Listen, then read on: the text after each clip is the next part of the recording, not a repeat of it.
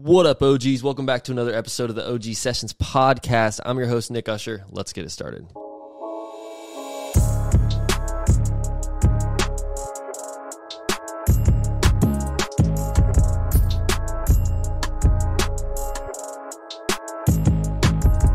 What is up, OGs? Episode 54 going down right now at the OG HQ, man. Before we get started, make sure that you are following us on all social media. Instagram is going to be OG Sessions Pod. Twitter is also OG Sessions Pod.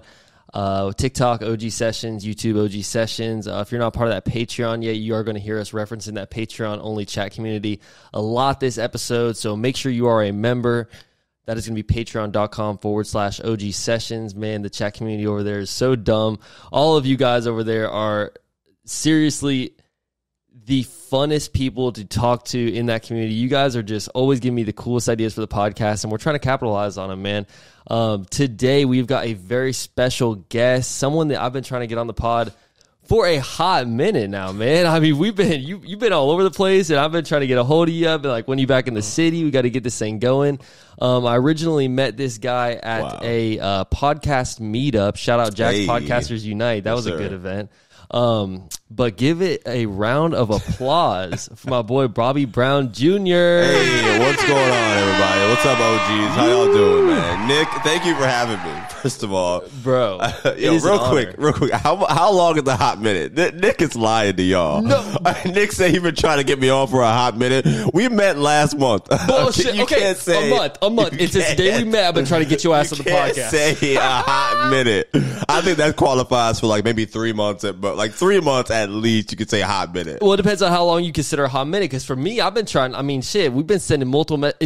In my opinion, if I reach out to you and then you're like, oh no, I'm gone, then you reach out to me, I'm like, oh no, I'm booked this week, and I reach out to you, you're like, oh, I'm in Vegas, and then you reach out, oh, I missed my flight, you know what I mean, all this shit. I did miss the plane. You did miss your flight, and I'm like, all right, man. So after rescheduling it for the third or fourth time, I'm like, all right, it's a hot minute. It's a hot minute. It's a hot minute. All right. When you put it like that, I just like I have a terrible sense of time, so I don't know. But well, you've been moving a lot recently, man. You've been doing a ton of shit. Dude, I took my first ever plane ride.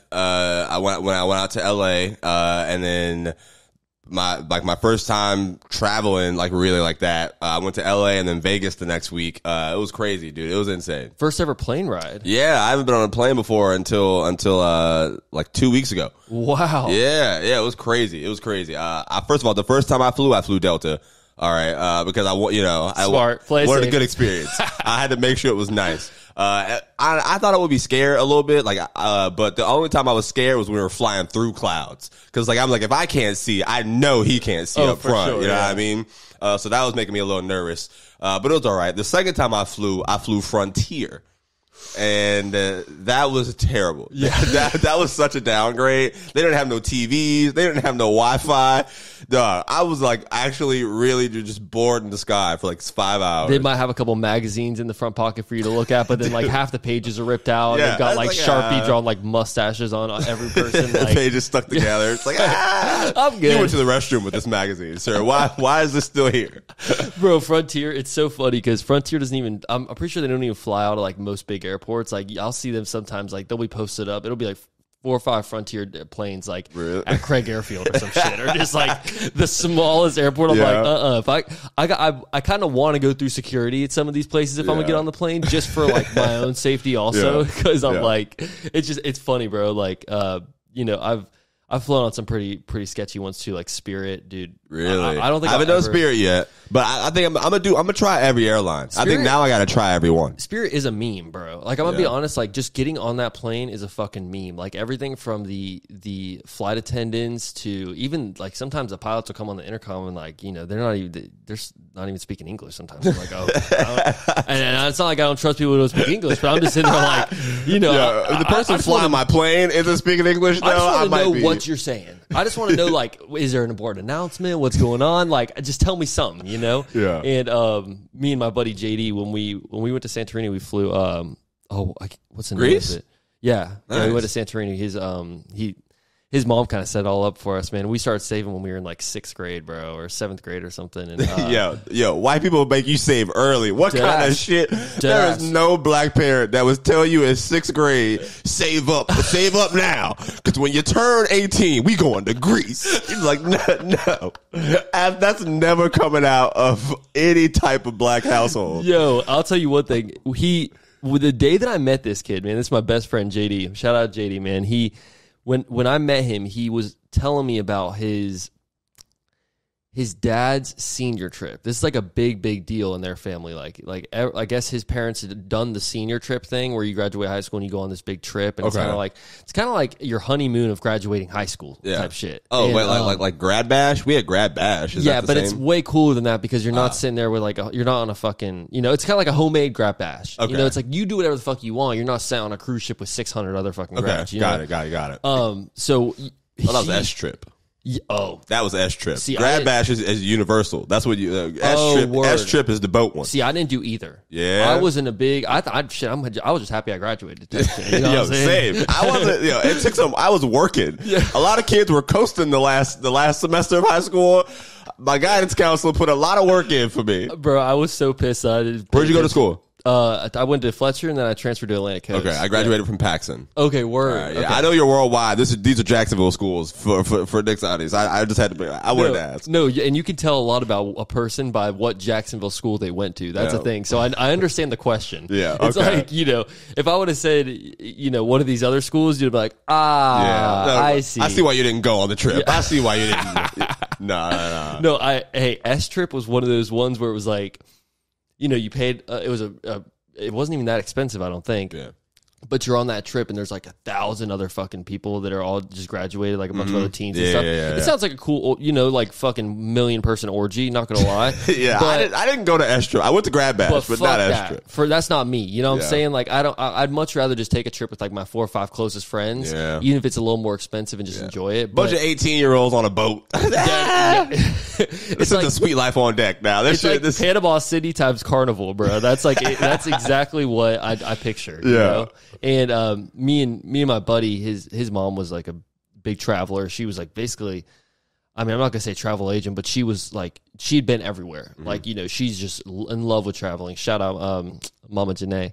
But she set us up right, man. Like, she made it so I think we only paid it's a lot for a high schooler back in 17, Okay. I think it was like $600. Oh, we graduated the same year. Oh, word. Okay. Yeah, 650? Yeah, okay. 650. And now that is a lot to a senior. It's in high school. That's what I'm saying. So we started saving in like 7th grade, and whenever we went, we hit Paris, Italy. We went like 4 or 5 different places in Italy. Crazy. Yeah, and then Greece, we did Athens and Santorini, bro. So when you hear 650, I'm like, yeah. I don't even care that I went to LA anymore. He over here talking about Paris, Santorini. All right, but look, 7th grade. But I'll tell you one thing, like, it's when you have the connection that knows all the cheap ways to get around shit. That's how it's $650. If you were to go on that trip right now, or if I were to try to pay for that trip on my own, or figure out what we're gonna do, there's no way. Yeah, it's like I mean, it would have been like probably $3-4 grand if you were doing it. Especially because those businesses are so popular now. That's where all the rappers are rapping about, and I don't know the girl are getting flown out there. And literally, shit. Yeah. And I don't know about like getting cheap flights, and I don't know about all these connections and how to find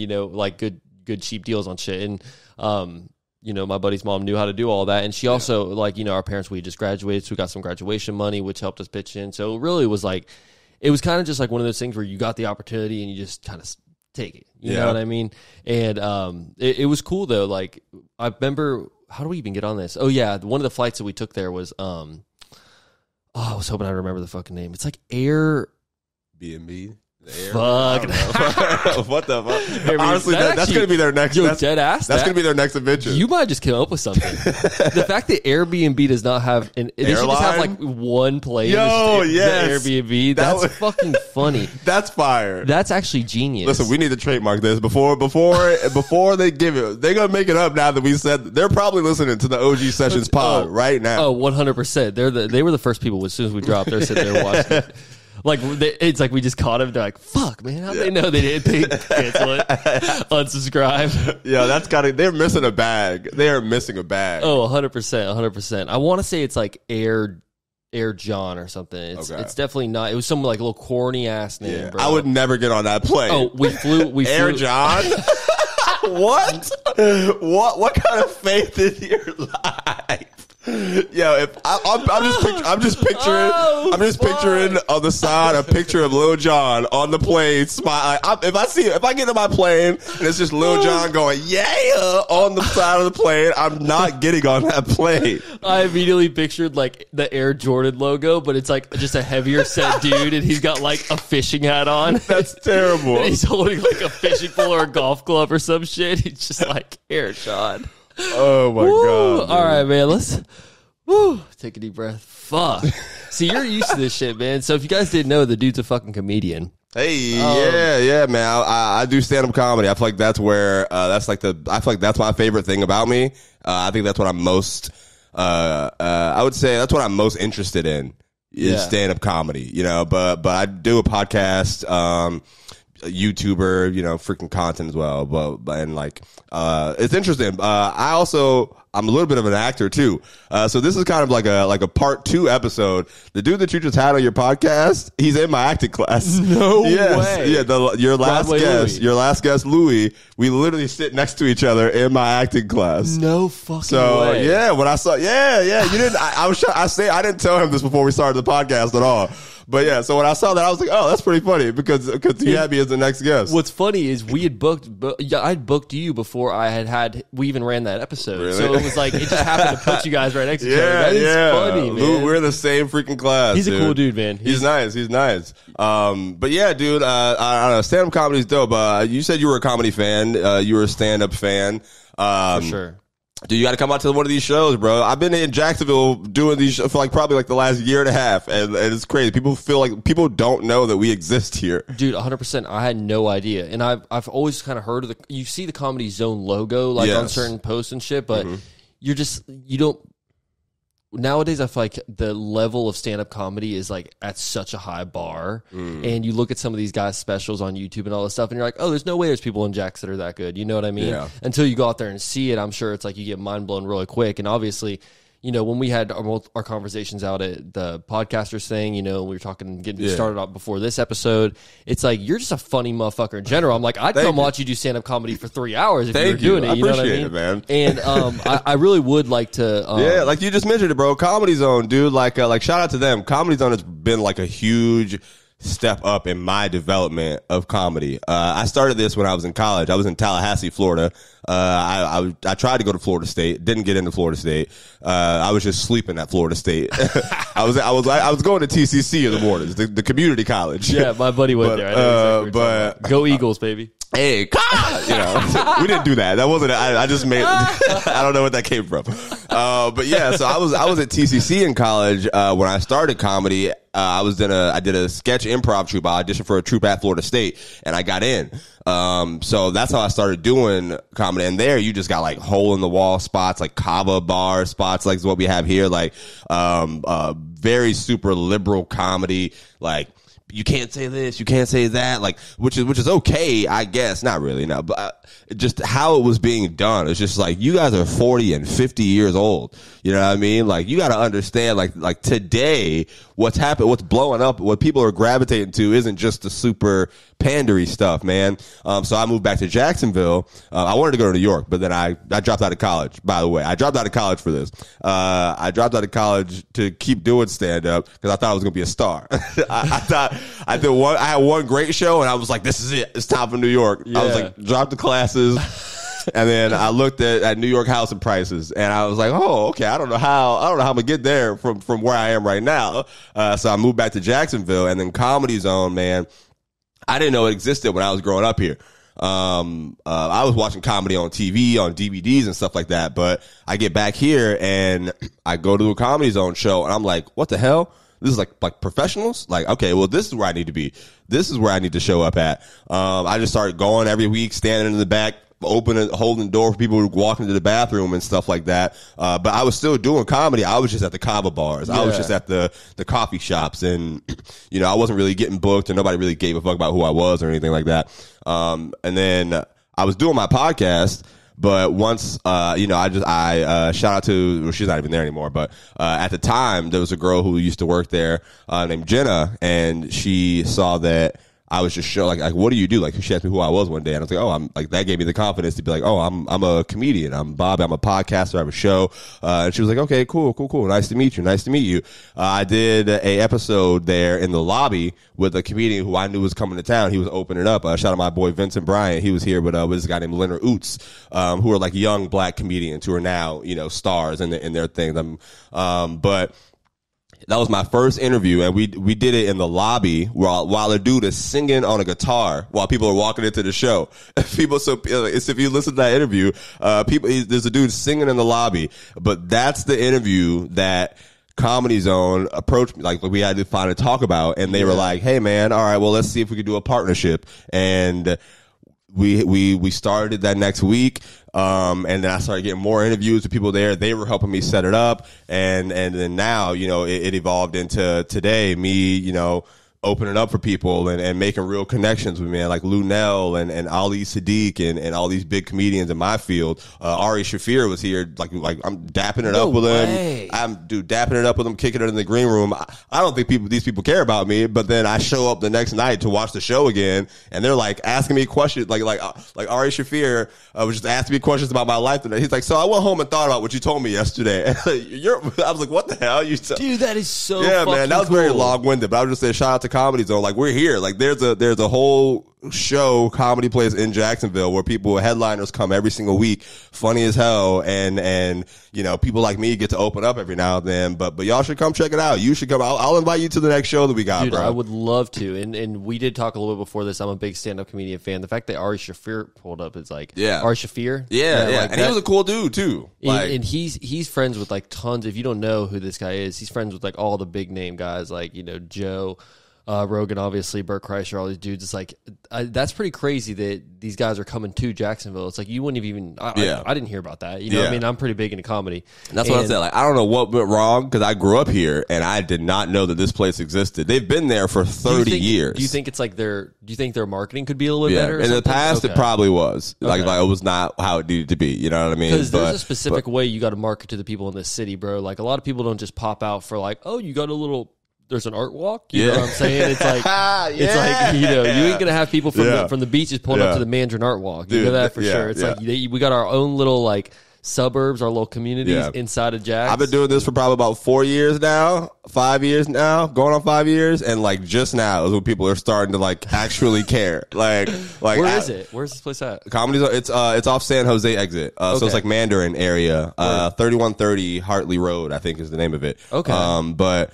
But yeah, man, I just started showing up there and watching people every single week, and it helped me get better at comedy. And like, even when they weren't even paying me any attention, like, I'm still learning so much that I can, translate and put that into how I grow. And now I'm doing my own things. I just performed at the Laugh Factory in Hollywood a couple weeks ago, dude. And that was that was like the best experience of my life, dude. Yeah, I really want to talk about this. I mean, obviously that's where so many big time comedians have started. You know what I mean? Like, some of these, you hear about some of these dudes' stories, and it's like they were doing what you were doing, holding the door at the bathrooms for certain people, or they were out there just like, doing tickets or security or whatever, and just to get their chance to open up for big time comedians, similar to how you are. But obviously out there, I mean, I'm sure the competition is like very real. You know what I mean? I'm sure that definitely everybody probably thought, and now it's kind of Austin and some of these other places, but now it's like back in the day, man, that was like the fucking place to start comedy. And the fact that you went there is pretty legendary. I think that helped me go up a new level. I fucked my tongue up when I said that, but still, like I think that moment, because, dude, like you said, like literally, like the people who started this thing, like people who made comedy, like Richard Pryor shooting specials on Sunset Strip, I had butterflies in my stomach the whole day. The show that I did is called First Impressions for Chocolate Sundays. So Chocolate Sundays is like one of the like most important like black comedy shows that's been running for probably like 30 years now or so. Really? And First Impressions is the show every comedian has to go through. You got to, if you're funny here, then you get passed to be on the main shows and stuff like that. So I flew out to do first impressions. So I spent like $12,000 on the total trip to go across the world and do 3 minutes of comedy. Wow, that's how it is, though, bro. That's crazy, dude. Congratulations. Let me just tell you, I mean, seriously, I can feel the fucking energy off of just how important that was to you, and I would have loved to just see you in that space. You know what I mean? Dude, just doing your insane. thing. How were the nerves, man? Dude, I practically couldn't speak. I'd talking I was in my head the whole maybe 2 days leading up to it. Very confident, very you talk very well. So it's for me, I would imagine that you would just go up on any stage and you're like, oh, I fucking own this shit. But okay. In Jacksonville, maybe. And even saying you gotta earn people's, you know what I mean? You gotta, every time you get on stage, it's not a freebie. You gotta earn people's respect. You know what I mean? I still want to be funny every time. Yeah. In LA, I was a nobody. So like when I went over there, I'm back at the bottom of the barrel again. And the show that I'm doing, what's crazy is I didn't even know who else was on this show. I did first impressions, right? And then the Chocolate Sunday show starts. Donnell Rollins was the headliner. Ashley Larry, fucking Donnell Rollins from the Chappelle Show. He was the headliner of the show that night. So after I got off stage, I really didn't even care about me. I'm fanning out because you know what I mean. How would you compare? I mean, okay, so rate your performance for me. How did you think you did on that? In that 3 minutes? Oh, dude, that was a 10 out of 10 moment. That was Bobby at his best, on stage. They call my name. So I'm sitting there, I was the last one. There's 4 people on the first impression show in front of me. So she goes, hey, we got the lineup. You're going to be last. And I was like, all right. Isn't that kind of good? Doesn't that usually mean... It depends. It's good. It could be good and bad going after people because if they talk about certain things in their material, it kind of changes the subject that I can talk about. However, in 3 minutes, that doesn't matter because there's no way your 3 minutes is going to be anything close to what my 3 minutes is going to be talking about. Yeah. You know what I mean? That's when they say you got to make your comedy unique. You got to make it something that people you say, and then if somebody else says it, that doesn't hit right from you. Facts, you know what I mean? I like that. But when she says I'm going to be last, the only I think that helped me because I probably would have threw the fuck up on stage if I was before then. I watched two people go, they do their 3 minutes. Next guy goes, does his 3 minutes, and at this point in the moment, I've sweat all my deodorant and cologne off my body. Can you hear what they're?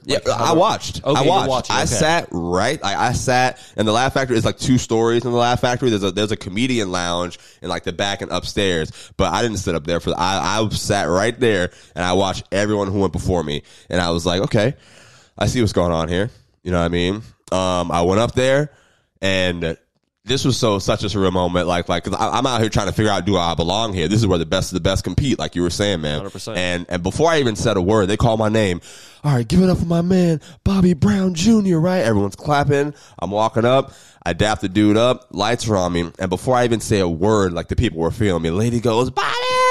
Out of the crowd. I was like, hey, nobody knows who I am here. You know what I mean? Yeah. But before, I had my chain on. Obviously, I had my chain on. When I'm on stage, I look sexy, Nick. I don't know how I look to you right now. No, you know what I mean? Yeah. When I'm on stage, bro, especially in big moments, I'm trying to I'm stunting. I got a fresh cut. Yeah. You know what I mean? I'm here. You know what I mean? You're gonna feel the presence of what it is because this is the time. Look good, feel good. Yeah, and I think the audience felt that even before I said a word, man, that I was here for business. You know what I mean? So I started off with my opener. How y'all what's up, y'all? My name is Bobby Brown Jr. I'll get this out the way. I know it's a weird name, man. My mom named me after a famous domestic abuser, right? And then they laugh. I was like, yeah. My name aged better than my little brother though, R. Kelly Jr. And dude, my God, laid him out, bro. Off my first 15 seconds. That's the first 15 seconds of my act. They start cracking up, dying, laughing, and I'm like, oh, I got these motherfuckers. Now, these next 2 minutes, this next 42 minutes, 30 seconds, let's do it. Let's get it. So I do the rest of my set. They feeling me, they loving me. My name is Bobby Brown Jr. I appreciate y'all giving me this opportunity. Walk off stage. My stomach is twirling inside of me. I cannot believe myself, bro. Yeah. I'm literally in the bathroom, oh my God, am I about to throw up right now? Cause my nerves were at all, I don't know if you've performed in front of people, the stage high that you get and when you get off, you can't, it's not just getting off stage and then whew, I'm back to normal. You know what I mean? It's like, oh shit, like this is a different energy. What do I do with this? Like, you know, it's like I just smoked crack, but I didn't smoke crack. You know what I mean? It was just like, it was a weed because it's LA. But yeah, man. And then just like the love that I got was different, bro. Like, did you like know even, what? Did you know anyone out there? Like, no. Like, so okay, so you're out there. It's like from the second you got there, you're just like meeting new people as you go, kind of thing. Like that's that. Like, no, I didn't know anybody. All I knew, I reached out on. I knew. So the show, it's like a 3-year wait list. You get on the show. You email to get on the show. You wait your 3 years. Your day finally comes. All I had was I knew the people's Instagram. They don't follow me back, but I reached out through Instagram because I had already reached out through email. So all I knew, hey, this is me. Okay, I'll see y'all. Like I said, I reached out to them on Instagram to set it up, right? But then I get there, and she didn't even know that, like so. Even I talked to the booker, but she's so busy, you know what I mean? Like it's LA, so I'm like, okay, whatever, you know what I mean? I'll let you do what you do because she's friends with Donnell Rawlings, like, and Tony Baker was even on this show, who also is one of the like my favorite comedians ever. So I told you I didn't care about me after I got off stage because I'm like my favorite people I've been watching for 20 years are here. That's crazy, and they're talking to her like they're best friends. You know what I mean? So I'm not just going to go interrupt their conversation if Donnell Rawlings is speaking to her. So I left, and she didn't know that I was the Bobby who she had been talking to on Instagram for a minute. Like, she sent me a voicemail the next day. She was like, Bobby, why didn't you tell me that was you? I'm watching the video back. Oh, I can't believe that was so funny. You know what I mean?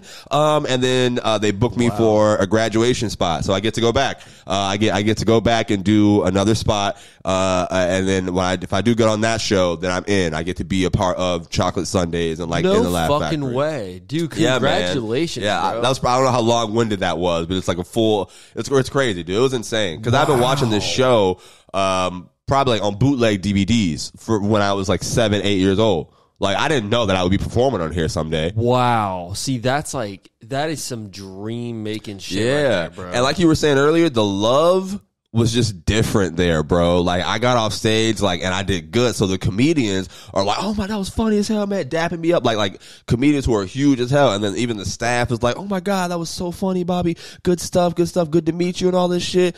And then like people came out there just for the culture of comedy. You know what I mean? And that's the hardest part about doing what we do, is how like nobody knew we existed here. Yeah. Like the culture of comedy was just built in already, that people were showing up no matter who the fuck was there. So how was the size of the show or the size of the audience comparative to the Comedy Zone shows you do here? I would say the Laugh Factory capacity might be a little bit smaller than I thought. Like I thought this on the internet, watching this on YouTube for 10 years. I thought this place was huge. Yeah. I'm thinking like 500, all like these Florida things. Type yeah. But I think it may be like 240, 250, maybe somewhere around there. And I could be over. And Jacksonville Comedy Zone, we sit like maybe 305. Wow. So, but so like I said, we have just one room. They have 2 levels, like 2 stories.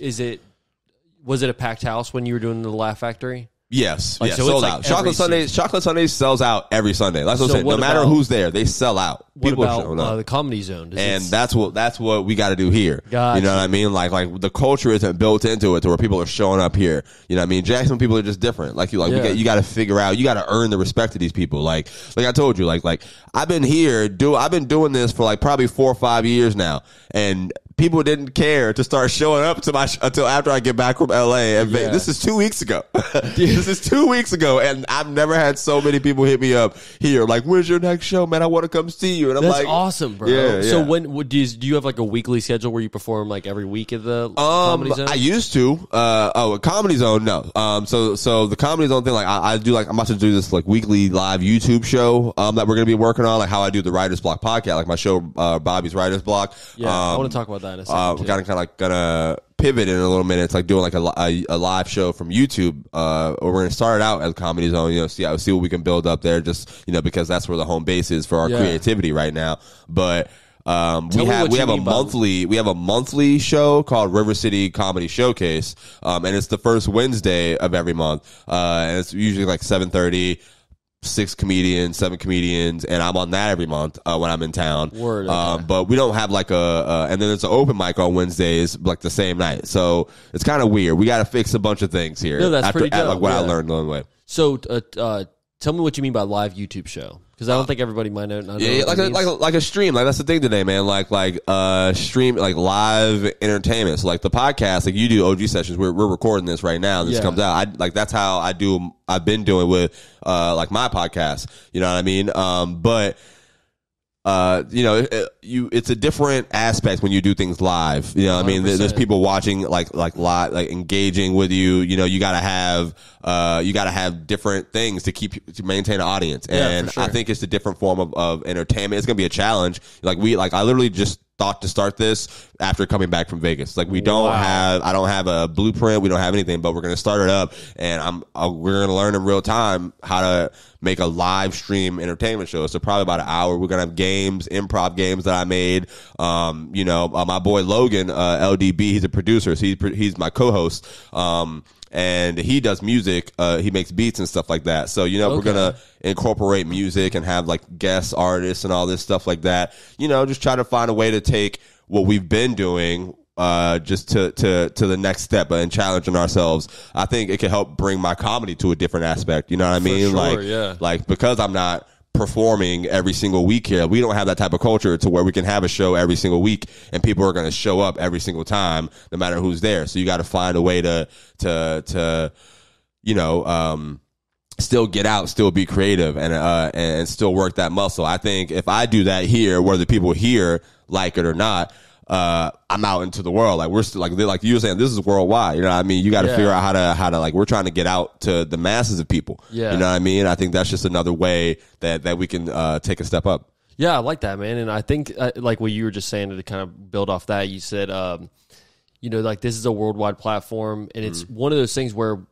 when you're doing a podcast, you're doing that audio only thing, like it's difficult to do it live because it's like you want to make sure it's crisp. You want to make sure that quality is competing with like a lot of these worldwide platforms. Since you are on a worldwide platform, you know, but when it's like you're doing something in the city where it's a real live show and you got guests sitting there, it's like, you know, you don't really give a fuck how the people in India are like this. You know what I'm saying? Like, or the people like, if this is on a clip or something, it's like, you're not like, oh wow, I hope the people in fucking the Netherlands are enjoying this. You know, it's like you're thinking about like, what is my crowd, my audience right now thinking? Yeah. I think it puts it in a different aspect. And I think it's really cool how you're bringing the two together with your live show because like how you were saying before, the nerves do come on when you're performing. You got all the eyes just staring at you in that moment. And like right now, we've got the camera on us, we've got all this shit, but it's not in that moment. It's like, I know for a fact, you know, if we said something stupid that like we didn't want in it or something happens or our phone starts ringing or something happens, it's like we can fix it. And that's the thing, like live,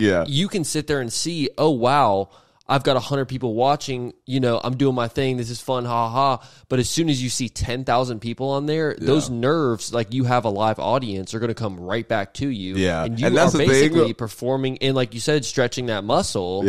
We say some crazy, like sometimes I'll get carried away. Like sometimes we send shots. Like, you know what I mean? We all? The fuck? Like that's the thing, man. Like so on live, we won't be able to cut it out. I think luckily I've been blessed enough that so far to this point, nobody's cared about anything I said. Like the people who I take, they don't listen to my show. You know what I mean? But I think, you know, we got plans, man. It's gonna be different, definitely. I would like you to be involved. I don't know if you'd be, I haven't asked you, maybe I should have asked you off camera. I don't know. Dude, I would 100%. I'm always, and you'll learn this. I'm sure you could even ask probably Louis about this. You know, my biggest thing is just to connect with you guys and help all my guests as much as possible. You know, I mean, obviously it's like I want to shine a light on all my guests to come on the pod, but it's like when you evolve, when any of the guests on the show evolve, we all grow. You know what I'm saying? It's like the more fans, the more shit you guys got popping, the more people are going to hear about the show. And the way it's like, it's a mutually exclusive relationship. You know what I'm saying? Yeah. I didn't know people like until we met like a month ago at the damn convention. I didn't know that y'all are around here. Like we got to find a way to do a better job of connecting with the people who are there. 100%. You know? I thought it was interesting. Nick complimented my chain before we started the podcast. Yep. Right. and I didn't say Nick is like we're wearing the same chain. Literally. He's wearing one. I had one of them and I lost that one. So I bought the same chain. and then I found it, so I just put both of them on at the same time. I was gonna ask you why, because it's funny. You got the two chains. It just looks like one thick ass rope chain. Yeah, so it blended together. Well, we were standing right next to each other. I'm like, you got two fucking rope chains on the same pendant. It's the exact same chain that you're wearing. I just bought it twice for no reason. What's the link though? What's the link? Well, like where? Honestly, I got this shit from Walmart. I got the chain from Walmart. All right. My sister gave me this microphone, and I think this is my favorite thing ever. Cause it's a good staple piece. I always see you rocking it and shit. Yeah, I try to. I never been a chain guy before. I used to have a really, really tiny chain. Like you couldn't tell what it was. You know, like if I put the microphone on it, the chain would break. Like it was that thin. See, I've always been like oh God, I'm so head ass. I can't believe I'm even saying this, dude. I used to wear like a fucking rosary when I was in like elementary school. I've always had the chain, bro. I've had like I'd rock like the rosary at school, thinking I'm like, yeah, you know, I got God on my side, so fuck off. No, dude, like I've always been I'd always wear like some kind of necklace. I think in like 6th, 7th grade or something, I switched to the shark's tooth necklace. You know what I'm saying? So I did have a shark tooth. I used to be a summer camp counselor. Anyone that says they didn't wear a fucking shark's tooth necklace at some point in their life, 100%. You tried it. Don't even, you've tried it for sure. And you thought that this was going to be the sexiest fucking thing. You thought that now. And it wasn't even a shark tooth. It was they be getting people. There's no way there's been that many sharks to exist in the world. They're all perfect. They're all like a perfect exact tooth. Like, absolutely. Oh, this boy brushed and flossed every fucking day. Like, yeah, all right, motherfucker. Yeah, absolutely. That's crazy. It's funny because, you know, with the chain thing, you can really learn a lot about somebody based off of their fucking chain. Really? You think so? I think so, for sure. You know, sometimes you see certain people and it's, you know, when they got the big flashy chain on, most of the time it's like most of the time the people that have the big flashy chain are, in my opinion, what's the word? They're like, they're doing it to, they're not really the most outgoing people. So it's like their chain does the talking for them. You know what I mean? I'm trying to think of the term to say that. But it's like that's their personality. Literally, they're trying to like make it their personality. How many times do you see a dude with a big ass chain and he's like super outgoing and he's like fucking hugging on everybody? He's like, my brother, what's up? Every dude with a huge chain has like their foot up on the wall in the corner. They're too cool. Kick back.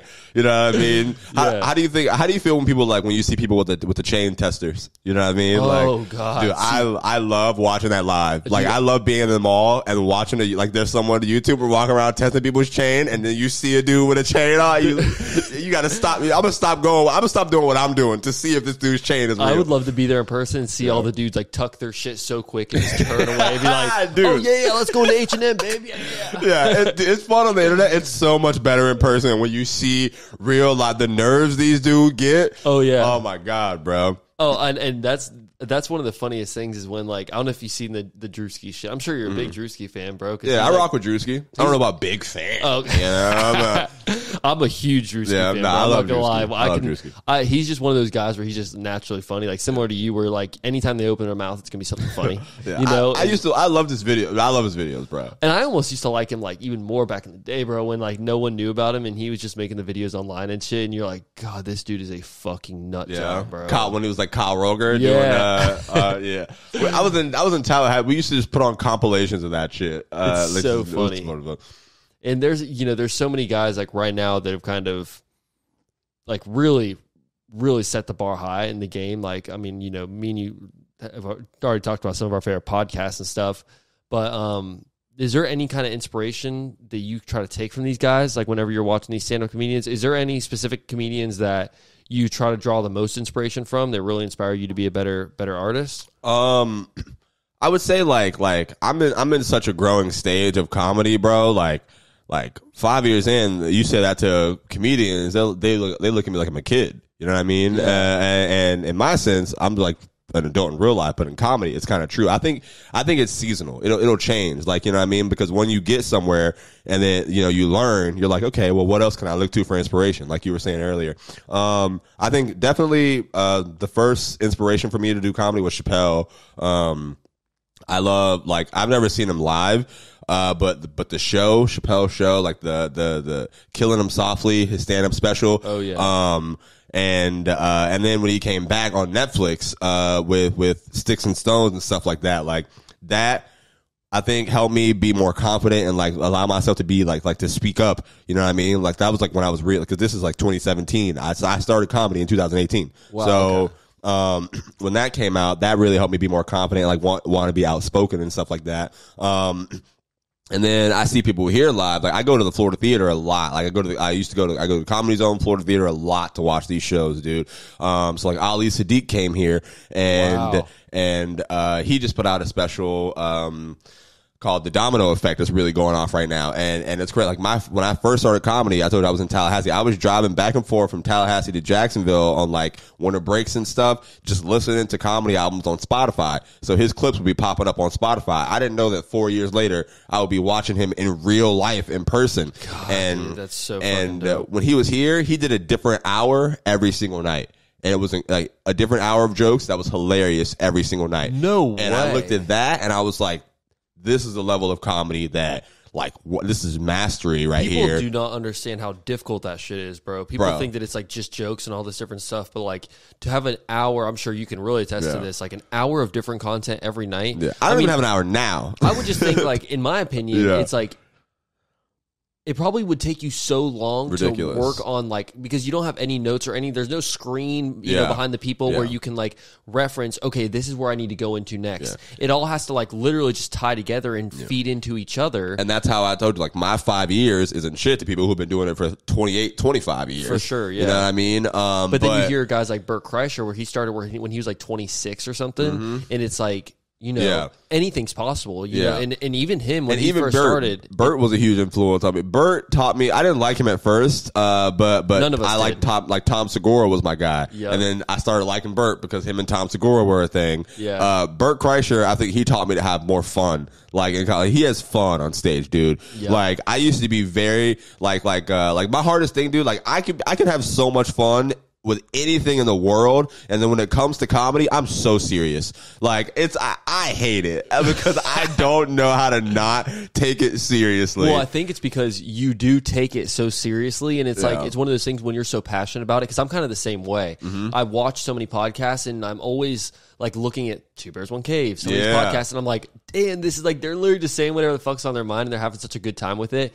But then myself, as soon as I sit down in my own chair, sometimes I'm like, I go into like acting mode. I'm like, oh, I got to put on a show for these people, but it's not. It's like I literally just have to sit down and talk. Yes. My first couple episodes, I was real bad about that. Like my first like 2 or 3 episodes, I was like trying to be like extra engaging than I already was or something, and trying to just. But I've realized down the line, you just act more like yourself. Yeah, you don't got to be more than what you are. 100%. You know what I mean? And I think I get caught up in that all the time. Like congratulations on episode 54, by the way. Appreciate that. I just put out 99. So we like literally like I've had so many episodes where I'm like, damn, was I funny enough on this episode? You know what I mean? Yeah. Like, you know what I mean? And I, like I said, I just had to learn, like, you don't have to be more than what you are. You know, maybe this live show will be different. I gotta, you know, I gotta figure out how to take it up a notch. You know what I mean? But would you say it's more difficult to try to, I guess, per se, be funny when you're doing the podcast and you don't have an audience, or when you do have the audience and you can kind of like read them and tell, damn, was that funny? Do you know what I'm trying to say by that? Because it's like, I would say, so I used to, when I started my very first podcast, it was called All in Good Fun. And it you know, it helped me learn how to make a podcast. For sure. I used to have a live audience. So like the first 3 episodes, I had people in my living room on the couch, my friends, they like watched us, you know what I mean? And that off rip, I was like, okay, yeah, no, I don't like the because they had to be quiet. They were just they literally watched us for the whole time. I was going to ask you if they were applauding and shit or whatever. Yeah. So like we had moments and stuff like that, obviously. But I think when there's nobody there, like right here, I'm cool. This is my shit. You know, I don't think I'm thinking about, okay, is it funny? Because there's no live chat. You know what I mean? For anyone that's, you know, behind the camera right now, there's literally no one in this fucking room. It's just me and you in an empty room. There's no L's in the chat. There's no, you know what I mean? But, exactly. But I do think that like that is necessary. You know what I mean? I don't know. I haven't done the other one yet, so I can't say which one's better. You know what I mean? But as of right now, I can tell you my experience. But this has sure been comfortable. Yeah, good. And I feel like with being a comedian, and especially whenever you have to I feel like for you, whenever you're a comedian, I feel like it's always like in the back of your mind is like, am I being funny? Was that like funny enough? Yes. Was that like as funny as it was in my head? You know what I mean? Yeah. And for some, just watching comedy all the time, sometimes I'll be driving in the car and something will happen and I'll think of like something that happened in my head. I'm like, dude, this could be the funniest fucking comedy moment in my life. You know what I mean? And then I go to tell my best friend about it in the way that I would like, I'm trying to make it as funny as possible. And then he's like, nah. What the fuck? Nah, not at all. And I'm like, no, you had to be there. You had to be there. And I'm thinking in my head, I'm like, thank God I'm not on a fucking stage right now in front of a million people. I've got a couple questions for you, man. Because there's your tone changed when you said that. Yeah, I got some questions. I was like, wait, what did you know? Yeah, as you know, you're the first comedian we've ever had on a podcast. I didn't know that. Wow, thank you. Yeah, first comedian that I've ever had. So you had like artists and like business people. I try to do anybody that's got an interesting story. I try to fit up. I try to fit the audience with the guests. So I know my audience. I know what they enjoy. You guys tell me what you enjoy way too fucking much. But you're better about that than me. That's what I need to figure out. And I really try to, just put. I know that they like the artist thing and the rappers and the entrepreneurs and stuff. So that's like the main basis is like artists and entrepreneurs. I also really enjoy that as well. Mm-hmm. But I do like to switch it up. Like we've had doctors on here. We've had big time celebrities like SETI and people like that. And we've had all kinds of different like people that have done different things, like actors, fucking just like travel guys, surfers, athletes, things like that. But this is great. It's cool because I do like having people that I am very passionate about the art, like comedy. Mm-hmm. But then actually like sit down with people like that do it, like comedians. And in Jacksonville, I'll be honest, I was one of those people that you keep talking about that doesn't know fucking anything about the comedy scene in Jacksonville. I don't know a single comedian that's ever came out of Jacksonville. Dude, yeah. I don't know. Wait. Lil Duval? Where do you think he came from? Whoa. Okay. Nick, where do you think? Okay. Everyone knows Lil Duval. I spoke too soon. Where do you think he came from? Is Lil Duval, correct me if I'm wrong, though, I've never even seen, does he have a special or anything? Is he like an actual comedian or is he more of like a... So he started out doing, he was a stand-up comedian, traveling, doing stand-up. And like what you see of him today isn't how, he's always been in the hip-hop music community. He's been in people's videos back in the, that's how you got on, because there were no podcasts back in the day for comedians to come do. Sure. There were no like not everybody could get on TV back then, or any YouTube. There wasn't YouTube either. Well, there was YouTube, but like in a different way. What I mean? Lil Duval got on because you would hang with the rappers, and the rappers would put him in the music videos. And now we're 20 years old, but so we see the Easter eggs in the history of things, but people saw that in real time. You got to realize, like, most people who were his fans saw that in real time and grew up with it. Yeah. You know what I mean? It's interesting with him because he even now raps and makes music, but it's all like the funniest shit. Yeah, exactly. I swear to God, bro, me and my best friend were bumping dropping dick off. I'm dropping dick off. Drop it off. I'm dropping dick off. Drop it off. That shit is the funniest song ever, shout out bro. So I think that's interesting. And I would say like I'm a Lil Duval influence, absolutely, because early on in my comedy career, I used to wear Jaguars jerseys on stage. Like I only wore Jags jerseys on stage, and that was his thing. That's how he popped off. And then, like I told you, I used to do this thing called Bobby's Booth, man. Like I started being creative. Like I wasn't always a comedian. I used to rap. You know what I mean? Nick, I'm the best rapper in the world, Nick. I know it sounds crazy. I know it sounds crazy, but the reason that I want to do comedy, so I don't put out my music. You know what I mean? And my friends are artists, so I help but that's why I started Bobby's Booth, where I would freestyle and have fun with my friends, and then when artists and stuff would come on and they would actually perform their song. It was like Colors, but what I was doing. Yeah, you know what I mean? That.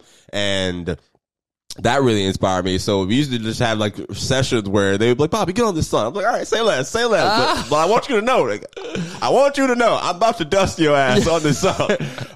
That's funny. I got one song out right now. I'm a feature, not my song. I'm a feature on my boy. His artist name is The Black Toilet. And what's your artist name? Just Maybe Bobby. Like Maybe Bobby? Yeah, my YouTube is Maybe Bobby TV. So Maybe Bobby is kind of like, it's a long story. That used to be my at name on Instagram before I found Bobby Comedian.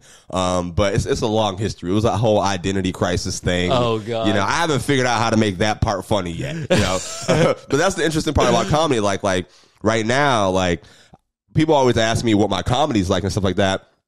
I'm just trying to be generically funny to people right now, because in this stage of comedy, like nobody cares about my story, right? Like they care about your story a little bit, but like you got to be generically funny. And then when you build an audience who cares about you, then you know, okay, well now I can dive deeper and reveal things about myself that I've been, that's kind of how comedians evolve. That's a good point. Yeah, because no one is going to give a fuck about your story about you and your little sister or whatever. Absolutely. Like, if you're not funny to begin with, then you have to like consistently put that type of funny content out. Yeah. Or just have them consistently see you live for them to even like relatively give a fuck about what you're talking about in your personal life. That's a good point. I've never thought about that. Yeah. And that's like the phase of comedy that I'm in. Like I'm growing still. Like I'm figuring out, okay, well, let me add this element. Let me see what I like about this thing right here. You know what I mean?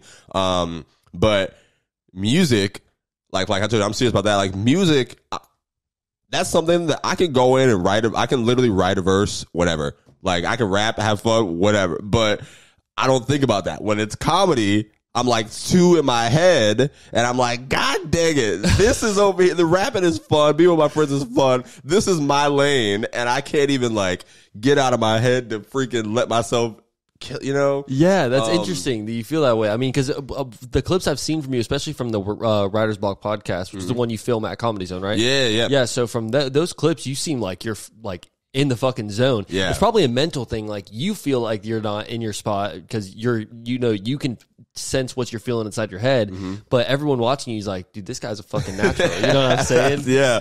And I think it is really important. How important would you say it is to be a confident person and be a stand-up comedian? So that's also what comedy taught me, dude. I was not confident in myself, bro. I was not confident in myself until I got good at comedy, and then I was like, oh, this like comedy actually like makes me a better person. Like it literally, I don't know, well, better person for me. I might be, might be some people out there who think it's worse for them, but it makes me better for me. You know what I mean? And it's because like just the confidence level that I've got from doing it, from traveling, from seeing celebrities who I watch forever. I'm opening up for them and they're like, oh man, that was dope. You're funny. You keep going. You got the pieces of the puzzle now, put the things together. And then when I meet them again, they remember me. So now I'm like, holy shit, I'm like a part of this world now. I'm actually in the game now. You know what I mean?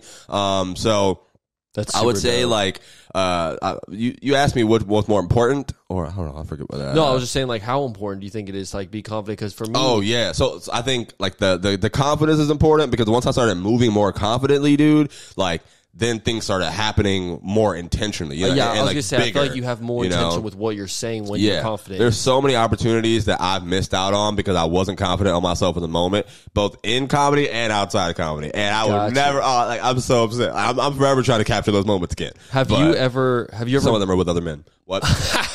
Those moments are gone. What? I'm dead as fuck. So, one question I got for you: have you ever bombed before? I bombed.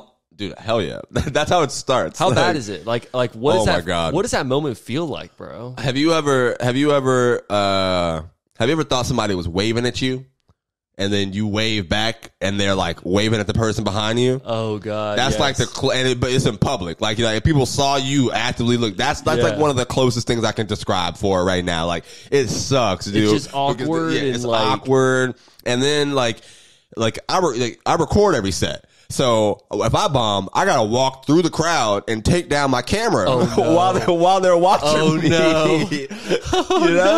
And then, my God. And then that's where their part ends. Like the audience part ends. I gotta go home and watch that again. And like it just have you ever seen yourself die? You know what I mean? It's like you have an outer body experience where you're just watching yourself just get beat up. Like you're watching yourself get beat up in front of your friends. Oh my God. And nobody's helping. That is so it doesn't feel funny. good, man. But I mean, you need. I wouldn't say like I don't like it. I don't enjoy it. Like in those moments, do you try to build off of the material you had, or are you just like fuck this? That just ain't it. Yeah. Like how do you grow from that? That's the thing. Every audience is different. Like you can usually tell like open mics here or whatever. Like you can usually tell. Okay, this isn't an audience for material. They don't care. to hear actual comedy material. They want you to do blah, blah, blah, blah, blah. So you can go up there and do your material, but if it doesn't work, I mean, there's some people who are like, yeah, stick to this, but you also got to know how to adjust and be like, let me talk about some fun stuff then, whatever. I would say like, in the comedy club, if your material isn't hitting, then you definitely got to switch it up and break people open and get people to watch. Because if you stick with that material, you already see that they don't rock with you. So there's nothing that's gonna change that. And you gotta already. I feel like sometimes is a comedy club sometimes like familiar faces coming through, like the same people are coming through to watch the shows sometimes. Because I feel like if you bomb once, it's gonna be pretty hard to like, redeem yourself after that performance. No, every single comedy audience is different. Like even if you see me if you see me bomb, the next show that you come back to is so many other different people around. Their energy is different. That's why the audience is such a big part of comedy, because the energy that you come in with, like that, it's not just all on the comedian to make the show go and make everything happen. The energy that you come in with is equally as important, because if you're here to have a good time, if you're here to have fun, you had a good day, then it makes I'm not saying it makes our job easier, but what we do is going to match what you're doing so much better that everyone else is going to have a good time. Like you said, you can feel when people are like not in a good mood. Oh yeah, you can actively feel when people like, there are people who come into comedy shows, sit in the front row, and they just have their hands crossed the whole time. Like, you know what I mean? Everybody else is laughing around them. Yeah. But the people, it's always the people who are in the camera shot too. Yeah. There's always people in the camera shot. One person not laughing in the camera, but everybody else off camera is dying. Do you do a lot of crowd work when you're up there? It depends on what you call crowd work. Like a crowd work, I try to, obviously you exercise that muscle. I'll probably leave like maybe 2 minutes for crowd work right now in my career. What kind of crowd work do you do? Is it like a lot of picking on the audience, or is it a lot of like kind of trying to just feel out their vibe, see where they're at kind of thing? So my favorite thing about crowd work is like crowd work is I don't want to ruin the magic for people, but I'm not going to say it's scripted, but it's definitely thought about. You know what I mean? Yeah. Like you think about, okay, how can my next joke be best helped by someone in the audience? So you gotta, you know what I mean? So I don't pick on people off rip. You know what I mean? If something funny is happening in the room, or if somebody got like fucking a hairstyle that everybody can't ignore, then that's, you got to call it out. You got to talk about the elephant in the room, quote, for lack of better terms. But I think crowd work's more fun when it's like, okay, how can I get this person engaged in my joke? Like my favorite thing, bro, like I'll take an audience member, I'm like, all right, whatever their name is, and then like I'll just use their name in the story. Like, you know what I mean? So they funny, I'm like, all right, put yourself in this position, Nick. You know what I mean? Yeah. And I'll talk about my experience and what I went through, but now you're part of the story. You're the person behind me in line. You saw it all happen. You know what I mean? You're the person that's next up, or you just went through something and then I had to go through it, I like that a lot. Would you say that you're more of you see some comedians and they're like, their specialty is telling stories. Mm-hmm. A lot of guys are like that nowadays. It's like their specialty is just like their comedy. They almost think just like their specialty is telling stories. What is your specialty? Would you say? Because I know there's so many different forms of comedy. It's there's jokes, there's stories, there's just like some just flat out statements. I think the reason that I was like specifying about that is because some people think that their stories are standard and it's good. Like. It's just not. Like, you're telling a story, but sometimes you can be like, okay, this story isn't stand-up. Like, you're trying to make a point with this story. You know what I mean? Like, this is more of a, if you're saying something and people are clapping, you know what I mean? It's not really the same. You know what I mean? Now unless it's like, they're laughing and then you got a really good punchline. Now, obviously, there are some comedians who like, that the shit they just said, nigga, that was funny, but that was also like, okay, I see what you did there. Yeah. I got to give it up. But laugh first, then clap. You know what I mean? For sure. I would say for me, like, I do have like some like a story format, you know what I mean, like in some of my jokes, but it's also just there's jokes there, you know what I mean? Sure, I'm not just telling a story to tell a story.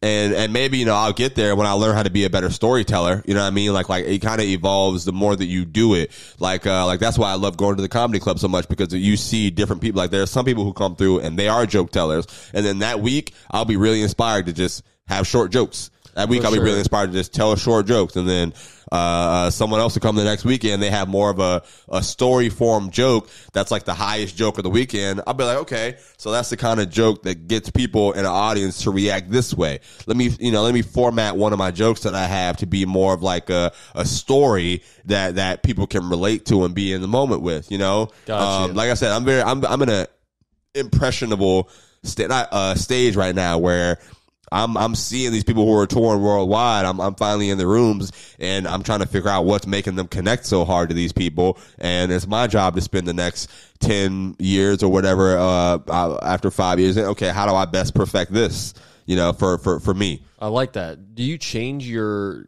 sets based off of the location that you're in? Like, for example, you just went to LA. Okay.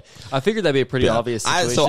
I'm from Jacksonville. Like, and I didn't even answer your question before you finished it. My bad. No, you're good. I have Jacksonville Jaguars jokes. I'm a Jaguars fan. Facts, I've been here my whole life and we've sucked forever, but nobody in LA cares about the Jaguars. Give me a Jaguars joke real quick. Let's see. So, my favorite joke that I would tell about the Jags is so pretty much like, which one do I go with?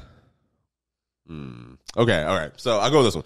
I used to pretty much like I wasn't allowed to go to the Jags games growing up. You know what I mean? Because like the Jags play on Sundays at 1 p.m. and I grew up in church. You know, so like my mom, like your ass better be in church every Sunday. You know what I mean? So Sunday at 1 p.m. Jags game, I'm in church. Now the beautiful part about that is being in Jacksonville, my church is in downtown Jacksonville. It's right next to the stadium. So I like, it's the 742 Franklin Street. It's still there right now. So we would literally hear the whole game while the sermon is trying to go on. You know what I mean? So like we used to charge people to park at our church. You know what I mean? My pastor was making deals with people. You know what I mean? It's like, y'all can park here, but if the Jags lose, all y'all got to come get baptized. Go to just make people enjoy that joke. We had 200 members one year, Nick. I ain't gonna lie to you. It's fine. But I tell that joke in LA. People don't care. People don't get it. Because they've never been in downtown Jacksonville. You know, they've never seen it. The Jag Stadium isn't right next to it, but they're putting their the parking money in the donation bucket or the offering bucket. Absolutely. You know what I mean? Let's go pay for some new parking spaces right here, baby. So you got to switch it up for wherever you go, and I think that's another reason why I got into comedy. I told you that was my first plane ride. That was my first time taking a trip. I never really been nowhere in the world, so I hope that this can take me everywhere. I hope I get to see, you know, and go experience things. I got so many stories out that LA thing. I got so many experiences from Vegas, man. Like, I'm 24 years old, about to be 25. Like I think this is the perfect time to go see the world. Do you look at do you take certain situations and immediately think like, oh, this is going to be a bit? Like whenever you have an experience or something, or you do something and it's just like the most random shit happens and it ends up being really funny and you're like, oh, this is going to be a bit. Yeah. You like write it down or something. Like, how does that work for you? So that's my favorite thing. I try to pay attention to laughs in my life. Like that helped me get so much better at comedy. Like if there's people laughing, then in that moment in my brain, I'm like, okay, well, why are people laughing right now? What just happened to make people laugh? And then, I will literally stop walking. I'll stop what I'm doing and I pull out my phone, type it in my notepad. You know what I mean? So I have like a full list of notes. Like, you know how rappers have freestyles and stuff? I just have a full list of things that happen in the scenario because, you know, I want to write TV. I want to write in movies. I want to, you know, I also act like I just told you. I'm in the damn class and shit. Like, so I think, would comedy movies be the place that you would want to act preferably? Like, I mean, obviously that's your specialty, but I don't have a preference. Like I really don't have a preference. Honestly, I don't like being funny all the time. Like there are plenty of days where I don't talk. Like I'm a server. I work at a real job. You know how pissed off I was in my life that I came back from LA and had to work and close the restaurant the next night. No, I bet it's kind of motivating though for you, man. Like I know for me when I'd work in them shitty jobs, man, it's like, not saying your job is a shitty job. I'm just saying back in the day I've had experiences where it's like you get back from vacation, or you get back from doing something fun, or even now it's like I work a full-time job too, and it's like I get done on the weekends recording these episodes and editing all this shit, and I'm like, fuck, man. Like, you know what I mean? Like, I wish I could just do this for the rest of my life, you know? And, bro. But you gotta stick to it, bro. Like we're on the path, Nick. I think this is the most important. No, maybe not most important, but like I've been telling myself I wanted this year to be the first year of my come up. 100%. I don't know what that looks like, but so far it started off great. You know what I mean? Like this right here, this next stretch, this is probably the most important work work at the time. You know, who knows what can happen in the future, but if I do a lot of work right now, if I challenge myself right now, then I feel like next year things can really be crazy, you know? Same for you, bro. You're out here grinding, editing the videos. Same, like we were literally the same. I got you, bro. We are the same thing. No, 100%. You're killing it. You're killing it. I appreciate that, man. And I really want to just help.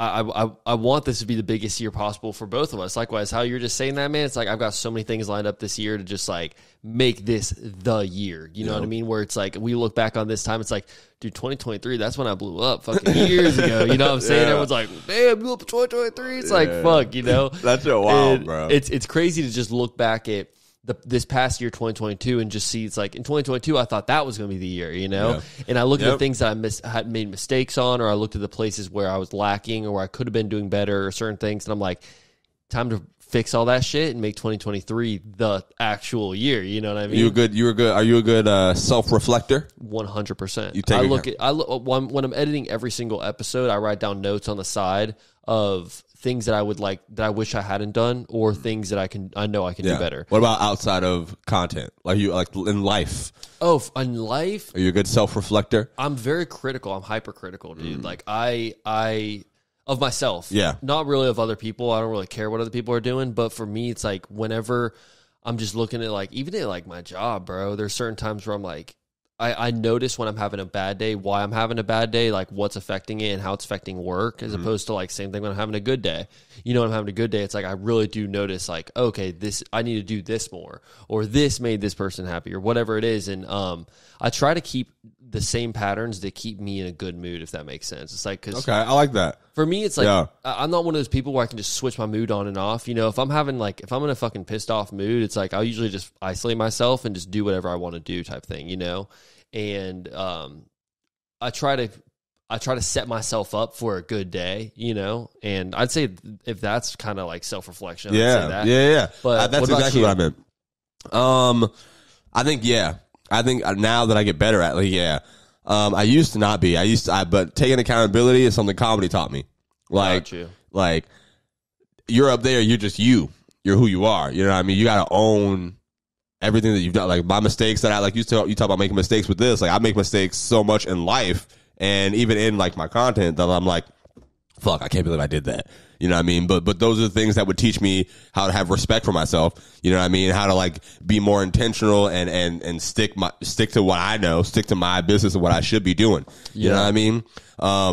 But yeah, now I used to not be. I used to absolutely not be a good self-reflector, but you kind of have to. You have to be if you want to get good at content. Well, if you want to just excel, nowadays we're living in a time where everyone's trying to do everything. You know, it's like people. There's tens of thousands of podcasts created every single month. Every day. You know, every day, literally. No, I mean, but like actually there's so many being created. It's such a fast rate. And with comedy nowadays, you see the people like the Austin situation's blowing up, and I want to ask you about that. Like everybody's moving to these hot spots for comedy because everyone's trying to blow up at the same time. Mm-hmm. If you want to actually make it and you are as serious about it as you are, you have to take the extra measures and you have to critique yourself. You have to get better and you have to just evolve as an artist, period, you know? Mm-hmm. And not a lot of people can critique themselves and say, oh, I could get better at this. They just want to think like they want to point the finger at other people for them not being good at something. That's what I need to get better at for like my comedy, especially because I'm so sensitive about my comedy. And I'm also, like you said, I'm hypercritical about my comedy. So like I watch myself and I'm like, yeah, but other people probably watch it and they don't like. That's my thing too. Is I almost am so hypercritical that I almost overanalyze shit, and I'll like be like, damn, should I like turn the volume down on this or take this out? You're looking at stuff that nobody even notices. Think about. Exactly, man, and that's it's a gift and a curse, you know. And I'd say at the end of the day, it's going to help you grow into like the more critical you are of yourself, the more as long as you know how to grow from it and not just take it as a negative and use it as a positive, it's like if you know how to do that, then it can contribute to your growth tremendously, and you could really turn into something great. I think that's a key for growing. Definitely. I agree with you, Nick. That's good. Yeah. That's fair what I think about that. What is a piece of advice that you would give for a younger comedian? Somebody that is trying to be funny, but they just keep getting the fucking silent crickets whenever they go to perform live, man. Like, what's a piece of advice you can give to them? To someone who's trying to be funny, trying to be a comedian? I would probably say like just when you're up there, that's the only time that like I started comedy for selfish reasons. I felt like I didn't, like, nobody cared when I talked. You know what I mean? So I was using comedy as like, okay, hey, I'm going to say everything I want to say up here. Wow. Okay, a lot of people early on in comedy are just going up there bullshitting. You know what I mean? Like, I think that if you, like, whatever you want to say, that might be the time to express however you're feeling. And that honesty kind of helps people gravitate towards you. Like, being vulnerable kind of helps people gravitate towards you.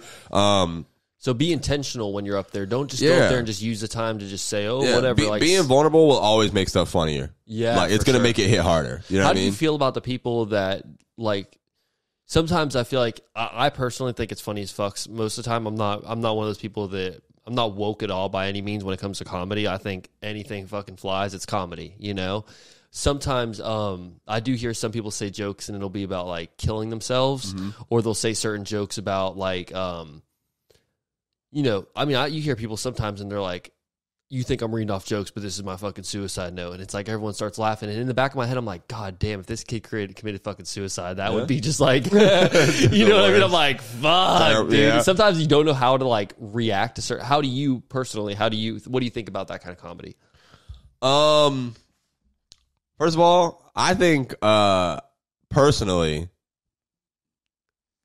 whatever your jokes that you make about yourself are always fair game. I grew up not way before, but I think I'm like one generation removed from now, how everybody's like super sensitive to things. Like kill yourself was still a thing when I was in middle school. Yo, like people just walking around, bro. Yes. That was like a serious, that was like a known text message abbreviation. When I was in school, people were still using it. People would put killing myself in their bios and shit, bro. It'd be like, they'd be like, that was everything. And it's hilarious. It was hilarious. I think, bro, like when it comes to stand up, man, like, if it's funny, it's fun. If I'm on stage and I'm straight up just if I'm not making a joke and I'm actively, help me, please, I'm about to go down, but I don't even think, I think that lane of comedy is fine. Like, there's so many people, like, that's the thing of today, bro. Like, and even now, I think comedy culture is kind of pulling back a little bit on being so hyper fixated on that. Depending on what part of the internet or real world that you exist in. Yeah. But I think people were tired of it, bro. Like one of my favorite comedians, her name's Adrienne Appalucci. She literally has she has a special called Baby Skeletons. And off rip, you can tell what that's about. Off rip, bro. This is why I fucking love this shit, man. And it's one of the funniest things that you'll ever listen to in comedy, bro. Oh my god. And I just think, even I talk about that a little bit in my comedy, like I've never been like suicidal in real life, you know what I mean? But there have definitely been times where I'm like, man, let's see what this is about. Exactly. But nah, man. I mean, definitely. If you experience none in real life, go seek some help. You know what I mean? Go do something about it. But in comedy, it's like, we here, we joking. And that's one of the things I like. How comedy is one of those spaces where it is just like fair game. Say whatever the fuck you want, as long as you're not, threatening anybody or making anybody like, actually want to kill themselves. It's like, just do your fucking thing. But one question I did want to ask you: you're a comedian. This is something I didn't really know when it's kind of a far gone or event that happened. But when it happened, I didn't really know whose side to take. Okay. To be honest with you, and so I would love to hear your opinion on this. On what? Who is it? Will Smith, Chris Rock, slap. I have to know, just like, what's your opinion? Like, who was right, who was wrong, what should have happened, what shouldn't have happened? Like, I just want to know. First of all, everybody was right. That's my take. Everybody was right. What should have happened was Chris hit him back on TV, or defending stuff. That's what should have happened. I'm not going to say that anybody was wrong because, obviously it's a joke. Like you don't go up there and slap somebody, but listen, everything that was supposed to happen happened. You know what I mean? Facts, yeah. That's how I'll take it. But I would say, do you think it was staged? As a comedian, at first I thought it was staged.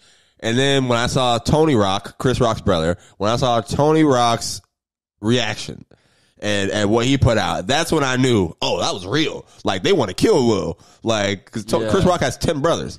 He has like 10 brothers. It was really interesting because after it happened, I saw the whole comedy scene just like back Chris Rock heavy. Yeah. A lot of, like, I didn't even see a single comedian. Even Bert Kreischer is like Will Smith's fucking prodigy that Will Smith brought up or whatever. And even Bert was like throwing some shade at Chris Rock. And I'm like, yo, this is pretty. Or throwing some shade at Will. I'm sorry. Yeah. I think that's interesting because a lot of the community, like I saw, a lot of people hated.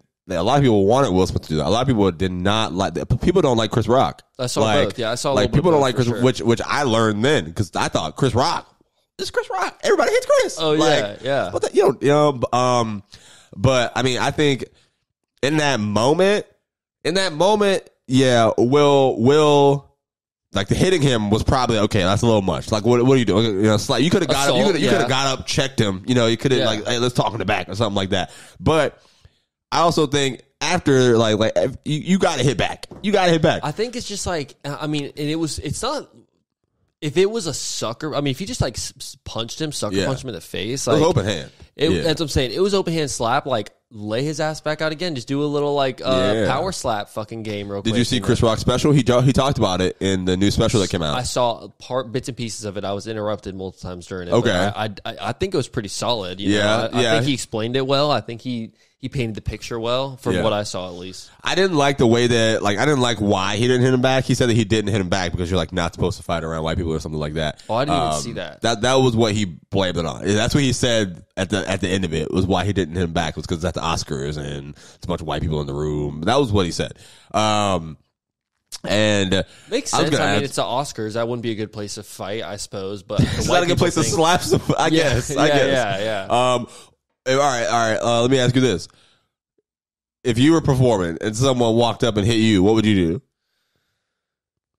I mean, one of the things that would be certainly in the back of my head is like, this is the Oscars, And if someone came up there and laid you out, or not laid you out, but slapped you across the face, like how it happened, I think that, like, in the back of my head, I would kind of already know that they embarrassed themselves at the Oscars, and like now, I don't think I think at that moment, he still won the award. Yeah, I know. They let him sit down, win the award, that shit's fucked, and then party to his own music. I'm gonna be honest. You gotta go. You can't let that slide. I mean, but the thing is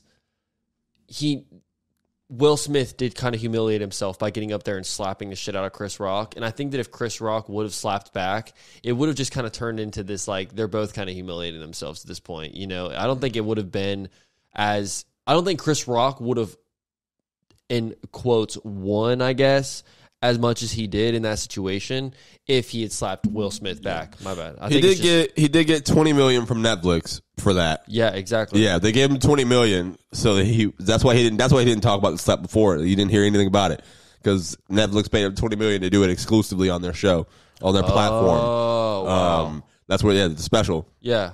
But I didn't know about all that. I knew that he hadn't really said anything about it, but it was like, I didn't know why. Do you have favorite comedians? Do you have? I do. You mentioned Bert. I'm assuming Bert's up there. Bert. Well, I like Bert strictly from Two Bears One Cave. I think he's a funny guy, but what's funny about Bert Kreischer is I'm actually not a huge fan of his specials. Mm-hmm. Like watching him perform live, I'm not as huge of a fan. Yeah. But listening to him on podcasts and listening to him on Bertcast and Two Bears One Cave, I'm not trying to shout out every fucking podcast that exists on this one, but I do like that he's one of those guys where I enjoy listening to him crack jokes and just talk normally. You know? I kind of like. He's very similar to how I enjoy talking to you. You're just a funny motherfucker when you open your mouth. I appreciate it, and that's how Bert is too. And I feel like sometimes when Bert tries too hard and he's like making specials and shit, I feel like sometimes it doesn't catch me the same way. Yeah. I like how he just kind of says the random shit. Like, I don't know if you saw the episode they did with probably not. Okay, well they did. Who do you like in comedy then? Theo. I do love Theo Von. I saw him at the theater. Funny as, oh my god. Yes, I saw when he came and I was like, I had something going on that day. I couldn't go. I was so pissed, bro. Yeah. Theo was one of the people that actually got me into comedy. I've only been a big fan for like, I've loved like Kevin Hart's and all of them like as a kid, but recently, like over the past 2 years, Theo Von was the guy that really sparked that inside me, bro. Just some of the shit he'd say. Theo's funny as hell. About, 2 tank tops in the winter, all this shit. It's like, I swear to God, that shit would have me just like crying, laughing. And I hadn't really felt that before. And then, Tom Segura is another one of those guys. Him and Bert just as a pair, just like, I swear to God, dude, I have to pull over the car sometimes because it's just like, I'm laughing too hard. And I'm one of those guys where I don't just laugh at fucking everything. I'm not one of those guys that's like, super humorous, I guess is the word, where you're just like, oh, anything can make you laugh. And I'm sure you know people where it's like you can make them laugh off of fucking anything. I will say Tom Segura, so far out of the shows that I've seen at the Florida Theater, Tom had the best one. Really? Yeah, I was dying. That's funny. Cracking the fuck up, dude. He's got some good bits and he's very I like how they're so fucking real, man. Like they say the things that we're thinking. You know what I mean? And I like that. Whether it's whether it's about just like normal life, day-to-day things, whether it's about driving, whether it's about sex, whether it's about drugs, like anything it is, they just say it, and it's like so fucking funny. And I respect comedians a hell of a lot for that shit, man. What about you? Who's your top 5 comedians? I don't really have a top 5. Like it rotates. It rotates. Like right now at this current stage, if you were to rank your top 5 comedians. Okay, I'd go with Chappelle. I'd go with Ali Sadiq. Kevin Hart, still up there. A lot of people don't think he's funny. I think he's fucking hilarious. He's a goat. My favorites in real life. Let me see, because I it might have updated. I've seen a lot of people. Let's see. See, this is where it get tricky. 2 spots left. You got to fill in 2 spots. I'm gonna go with Donnell Rollins. Because what I watched him do with the Laugh Factory, he's a legend, bro. Ridiculous, bro. He's a fucking legend. Bro, he came out to "Anti-Hero" by Taylor Swift and played the whole song, sang it while standing in the crowd, and the whole crowd magically. I love Taylor Swift. I've been knowing the words forever to that song. Oh my god! Black people were in the crowd. It was one white dude, and he was the lead singer. Donnell was like, "Sing it, black white man, you know the shit." Oh my god! And he was, and then everyone was flying, and then he gets on stage and kills for the rest of the headline. And that is hilarious. That's the show that I was on. It was insane, dude. So I got Donnell right there, and then my last spot. Damn, this is close. My last spot, I'm gonna slot Tony Baker. Tony Baker right now. In real life, bro. Yeah, Tony Baker is one of the funniest comedians. He can make anything funny. Like that's like what I aspire to get to in that level. You know what I mean? As far as like, oh, you know what? Actually, I'm switching it out. All right, I'm gonna give you one more. Honorable mention for number 5. Roy Wood Jr. Him and Tony Baker. Roy Wood Jr. can make anything funny, bro, and it takes just so much time, and you got to look at things just differently, bro. I know this is backtracking, but for your live show, are you trying to structure it similar to a Kill Tony live show? Yeah, I great backtrack because I didn't even answer it the first time. Yeah, I think I came up in my head because I know there's a couple comedians on there who made me fucking cry. I don't think it'll be exactly like Kill Tony because Kill Tony is what Kill Tony is. Facts. You know what I mean? I think with what I'm gonna try to work on here. Obviously, I'm gonna have comedy. We're gonna have it incorporated. I'll open it. Obviously, we might have a couple people come drop in and do like 3-minute sets. While we reset whatever we got going on. But for sure. Like I told you, I don't have. I don't know how it's gonna look, dude. I don't know what it's gonna be about. I just know we're gonna have comedy. We're gonna have music. We're gonna have fun. That's even more important. I'm getting the smoke machine. I've always wanted a smoke machine. Well, I might be too much. I got asthma, so maybe I shouldn't get one, but I'm gonna get one anyway. Are you doing anything special for episode 100 of the Writer's Block? Yeah, man. We're taking a break before it. It was supposed to come out this week, but I'm working on this TV writers thing. I'm trying to get into scripted TV writing and like unscripted TV writing. Oh, nice. So I'm taking this class from this guy at HBO. So right now I'm trying to finish that packet. And then when I get this done this week, the next episode will be the celebration episode. So maybe I'll use the episode 100 as the first live show. You know, I was thinking about that. Or I love that, bro. Or, you know, we just keep it, you know, we just have cake, fucking balloons, celebration. Yeah. We just reflect on something, man. But like I said, like you're doing this, bro. It's been me. Like I've had so many different transitions of the writer's block, that like I wouldn't even know how, because the people I'm celebrating with now, like shout out my boy Logan. It's just me and Logan. So, yeah. It's kind of interesting. Like I've always thought about what I would do for my episode 100 when it comes up, you know, and, that would be a great time to start thinking about it. Yeah. But when I was on episode, I didn't even think I would make it to episode 100. Yeah. Now I don't know what to do. I just really want to do, like, my whole goal with this pod is to get it to the live show point eventually, where we're doing the live shows and we're like out at like how Two Bears One Cave went to NASCAR, bro, and all this shit. They're like at these big time events doing the live shows. Mm-hmm. That would be the ultimate goal for me, I think, eventually. So I think it's really cool, man. I think we're going to start it out as like a live stream. I'd love to collab with you one day, man, and just see how you go about certain things. And I'd also love to help you in any way you need. Yeah. You know, you said you haven't even really started on like setting or anything like that. So no, like literally we're like I've been jotting stuff in my notes. Our first meeting about it is tomorrow. So tomorrow, I know for sure, no matter what it is, we're starting in April. So you will get a call from me, Nick Usher. You will get a call. All right. I'm ready, man. I think it'll be a lot of fun. You know, we're going to be dancing, man. We having fun. Like, that's literally what it's about. Like, I think like after the whole Vegas thing, I just learned that like people want to see us having fun, bro. Facts. Like people want to see us having fun. Facts. You know, dude, it to say the least, bro. Literally, it's like people. I want people to like actually have fun with us. Yeah. You know, like whenever we do these episodes, I want people to actually be laughing in their car and have to pull over whenever we're laughing, you know, in our chairs, you know. I think we do a good job of that, man, especially you. You're a funny motherfucker, and you are. Thank you, bro. I don't deserve this. No, nice. Dude, you guys, do, Nick bro. Is the best. Nick is the best hospitality host ever. Okay. Dude, hey, I try to toot my guest horn a little bit, man, and make them feel like, you know, you actually are doing some shit, because there's a lot of people that listen to these pods, and I always get feedback from every episode. And it's funny sometimes the people that maybe don't have as much popping, or they're not, you know, they're just kind of like in one lane doing one thing specifically. It's like, those people sometimes end up getting so much love from the people in the comments on the Patreon and shit like that. And it kind of shows me like, you know, people relate to the people that haven't blown up yet. Like you, in a sense, you know, you've done so many fucking things and you're always pushing content. Dude, you're working I'm trying to figure out where the people are in content. I started doing Bobby in the Streets. I call it Bits, where I just go out and, you know, obviously it's the same thing. But you know, ask people questions. Yeah, but I got like a little wheel. We can play the games and stuff like that. Yeah.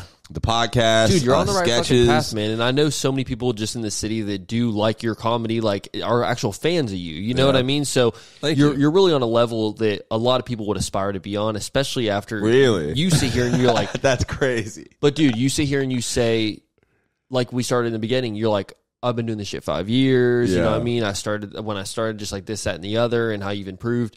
Look at these comedians, bro. Nobody blows up in 5 fucking years. You know what I'm saying? Nobody, even Drewski, you see the videos of him, and he's like a fucking child being funny, bro. And it's way like, skinnier. Oh, for sure. But it's funny how it's just, everyone's got their own path. Everyone's got their own time frame. And for you to actually be a funny motherfucker right now, that says enough for me. You know what I'm saying? Because a lot of these people, we're actually watching a TV show right now, and it's based out of Austin. And one of the dudes on the TV show, it's like a reality TV show. We've only watched a couple episodes, me and my girl. But the one of the guys on there is a aspiring stand-up comedian. Okay, well, it's like regular people in the show? Yeah. Like, it's actually it's reality TV, but these people are like bland, normal as fuck. You know what I'm saying? No, deadass, they're like applying for jobs to be like servers and shit in the show.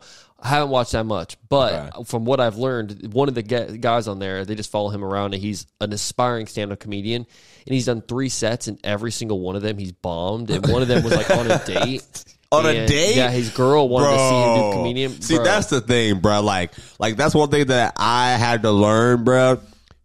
I cannot have women who I actually like at my shows, bruh. What about people you know in general? Does it make you a little bit more nervous whenever you have like coworkers or like somebody that like you are just good friends with? Yeah, that's interesting, bro. I think when I don't know anybody, bro, if there's strangers in the crowd, then I'm like, all right, we got it. We're going to have a good time. Let's go rock this bit. First impression. But if I know people there, it's different because I'm definitely thinking about it. I'm definitely thinking about like, okay, I'm going to probably, I exaggerated some jokes. If they know me, they know this part isn't true or like, just take it and laugh with it. I love having strangers in the crowd, bro. Love that. But when it's someone I know, like, bro, like you bomb in front of a girl you trying to talk to, she not gonna talk to you after the show. Oh. She not gonna do it. She ain't gonna, it's not the same. That's sad. That's like a sad, like, thing to think about, bro. Like, being a comedian and you're like, you fucking just, like, nobody thinks you're funny, bro. That's like your only job is just to make them laugh, bro. And everyone's just like, not happening. That shit's like it gives me nerves thinking about how it would be to fucking bomb, dude. It's funny. It's not good. I can bomb, but I don't like bombing in front of pretty girls, bro. Yeah, like it's just the worst. It's the worst. Because I feel like being funny is how it's how I'm engaging. You know what I mean? It's so like if I'm not funny on stage, I can't redeem myself in casual conversation. Facts, yeah. Yeah, I feel like it's definitely difficult to recover after that. And when you have that audience you don't know, you get that first impression you get to capitalize off of. And it's like, you don't know anything about me except for what I'm about to tell you, motherfuckers. We're about to have a good time. Amen. You better believe it. Amen. You better believe it. Where can some people go to have a good time with you, man? Where are these Comedy Zone, or when's your next Comedy Zone show? So our next show is April 5th at the Comedy Zone, River City Comedy Showcase, April 5th at 7:30. What is that, Thursday? It's a Wednesday night. Wednesday, okay. Yeah. So that's the thing. It's been a Wednesday night. I think that's also a reason why it was harder to get, a lot of crossover and stuff, because the first Wednesday is also Art Walk. It's also stuff like that. And it's a weeknight. Yeah. But the thing, like local nights have to be weeknights because you got headliners on the weekends, But that's kind of the beauty of it. That's our job. Like, you get to how you gonna move from weeknights to open it up for the headliners. You know what I mean?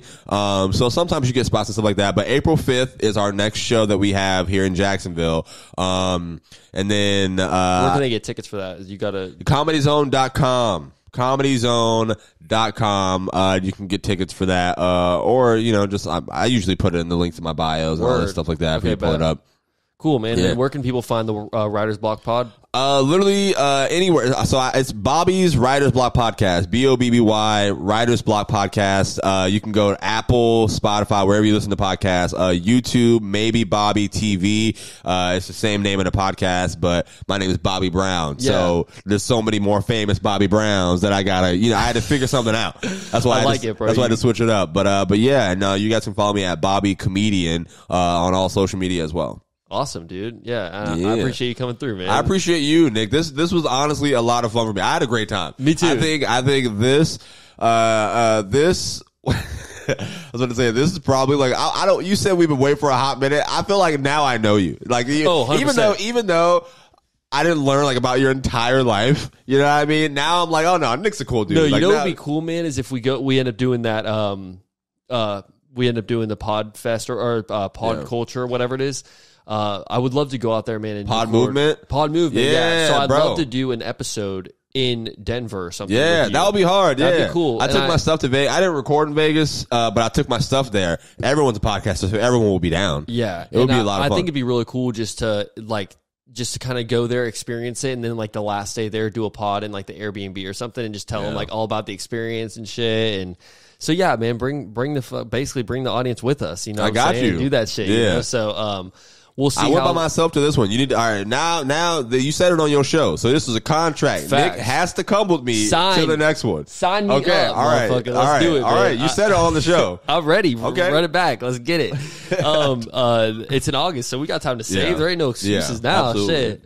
We'll have to get us a little group going and get that shit popping. That'd be fun, man. That would be. I got to meet your boy. Oh, 100%. Yeah, Joey, dude. He's a great co-host, and I knew you, a little bit previously, and like obviously from the podcaster thing or whatever, and I knew me and you were gonna have a hell of a good conversation. And he was like, I don't like to make him record 2 in a weekend, you know what I'm saying? So I'm like, man, this is me, my boy. You know what I'm saying? I'm glad we ran it like this, bro, because I got to really ask you the questions that, I mean, shit, if we had Joey here asking questions too, we would have gone on for fucking 2-3 hours of this shit. I literally talk forever, dude. Amen. So you have to stop me. I looked down at the clock and it was like, I thought it had been like maybe 15, 20 minutes or whatever. I was like, okay, we're at 55. Nah, man, it was great. Yeah, dude, I appreciate you coming through. Thank you for the fake oranges. I appreciate it. Eat up, man.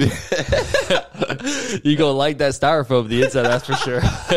Hey, if my audience thinks I'm going out there and picking fresh oranges for every episode, I'm sorry to disappoint you, but we record too many episodes for that. That stopped around episode 30, so thank you. Love you guys, but not that much.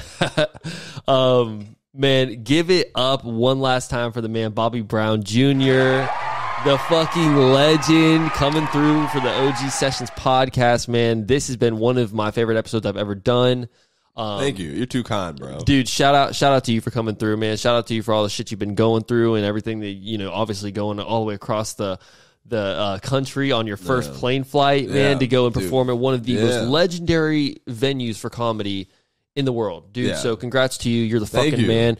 Love watching your journey, man. I didn't even tell you how I missed the plane and had to find a place to stay for the last 2 nights. So we're going to talk about that next time. Let's save that shit for next time. And hey, I'll tell you one thing. If I'm flying with you, I'm booking everything, all right? I'm not doing I already know the details for all that shit, so I'm going to just tell you right now, I'm doing the booking. Listen, you handle that. Early August, we get together. We're making that Denver trip happen, man. Shout out to all my OGs, man. Like I said, if you guys aren't following us on social platforms, you know the handles, OG Sessions and OG Sessions Pod everywhere. You guys are the shit. We got some big announcements coming within the next couple months. So if you're not a subscriber, man, if you're not up to date on all these platforms, then make sure you get there. We got some big updates and some big things coming to the pod that I am so excited to share with you guys, man. I can't wait for it. But once again, shout out to man Bobby Brown Jr. for coming through. Fire ass episode, man. We are out.